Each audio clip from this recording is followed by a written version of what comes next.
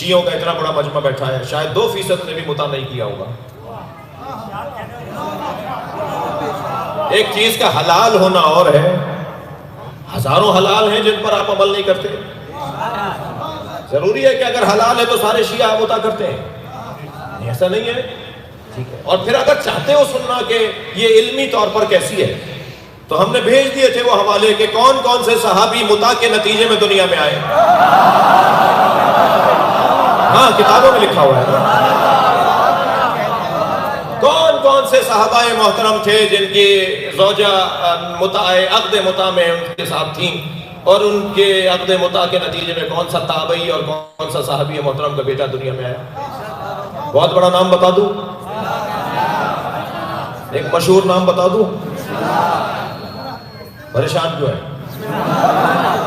ایک بہت بڑا نام ہے عبداللہ ابن زبیر۔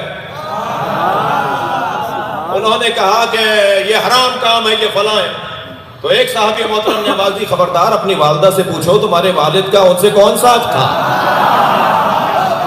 تو وہ گئے اور انہوں نے اپنی والدہ ام سلمہ سے کہا کہ اماں ابا کے ساتھ آپ کا کون سا حق تھا، مجھے یہ کہا ہے فلاں محترم نے۔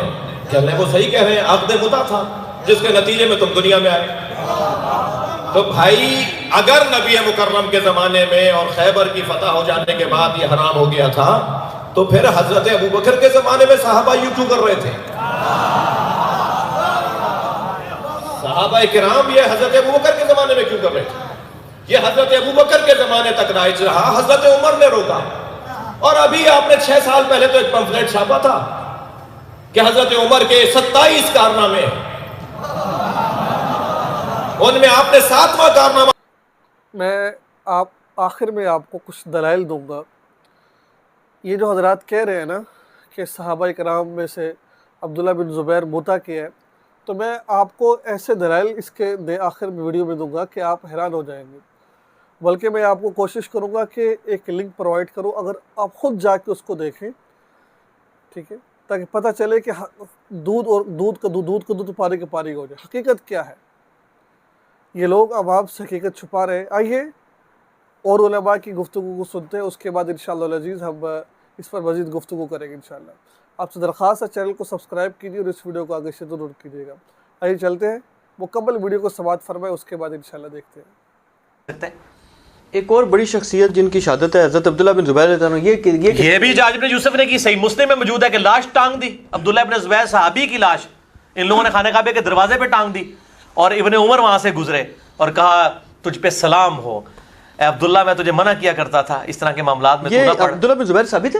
جی، یہ صحابی ہیں، صحابی ہیں، حضرت ابو بکر کے نواسے ہیں، حضرت عائشہ کی بہن اسماء بنت ابی بکر کے بیٹے ہیں، اور حضرت زبیر عشرہ مبشرہ کے بیٹے ہیں، ٹھیک ہے۔ عبداللہ ابن زبیر کو عام آدمی ہے، انہوں نے بھی بیعت نہیں کی تھی یزید کی، یاد رکھیے، 9 سال انہوں نے بھی خلافت قائم کی ہے۔ اور یہ حجاج ابن یوسف جو ہے نا، اس نے قتل کیا تھا عبد الملک بن مروان کے دور میں، یزید کے دور میں اس نے خانہ کعبہ پہ چڑھائی کی، جو صحیح مسلم میں آتا ہے، غلاف کعبہ بھی جل گیا۔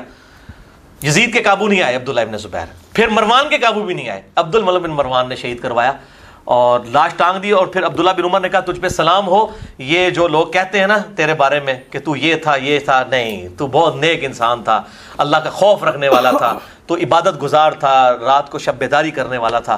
اتنے سلام انہوں نے پڑھے، ان کی میت کے اوپر سلام پڑھے۔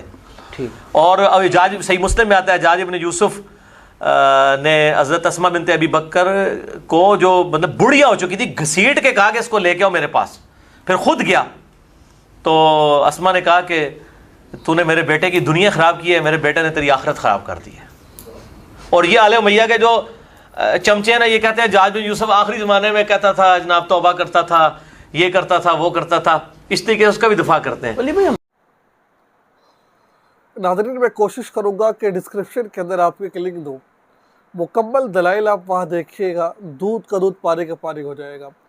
حضرت عبداللہ بن زبیر رضی اللہ تعالیٰ عنہ، یہ زبیر بن عوام غالب رضی اللہ تعالیٰ عنہ کے بیٹے ہیں، اور حضرت اسماء رضی اللہ تعالیٰ عنہ یہ ان کی والدہ ہے، اور حضرت اسماء حضرت عائشہ کی بہن ہے، ٹھیک ہے، اور حضرت ابوبکر صدیق رضی اللہ تعالیٰ عنہ کی بیٹی ہے۔ دیکھیں، باپ خاندان کے اعتبار سے اعلیٰ، ٹھیک ٹھیک ہے. اس کے بعد حضرت عبداللہ بن زبیر رضی اللہ تعالیٰ عنہ، یہ وہ صحابی رسول ہے کہ جن کو یعنی کہ شہید کیا گیا، اور شہید کرنے کے بعد ان کی لاش کو کئی دن تک لٹکا دیا گیا.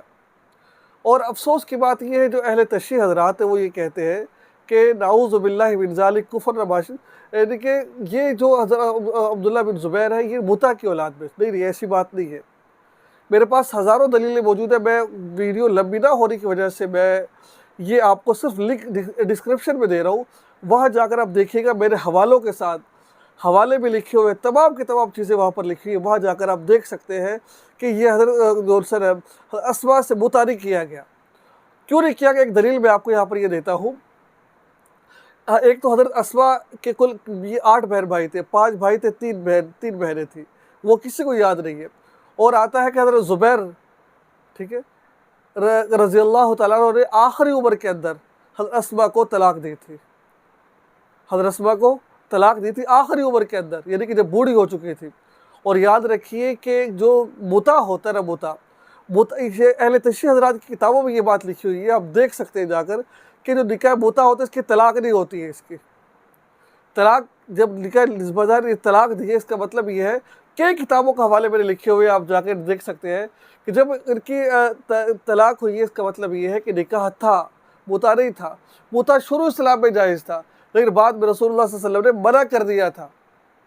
ٹھیک ہے، تو یہ تھا آج کا اہم مسئلہ، جو یہ نعوذ باللہ من ذالک یہ طرح طرح کی باتیں کر رہے ہوتے ہیں.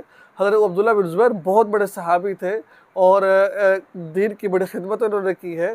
اور سر اس کو برا بھلا نہیں کہنا چاہیے، ان کو یہ غلط بات کر رہے ہوتے ہیں اپنے متا کو ثابت کرنے کے لیے. صحابی کا سہارا لیا جاتا ہے، حقیقت سے اس کا کوئی تعلق نہیں ہے. تو مجھے امید ہے کچھ نہ کچھ سیکھنے ضرور ملا ہوگا.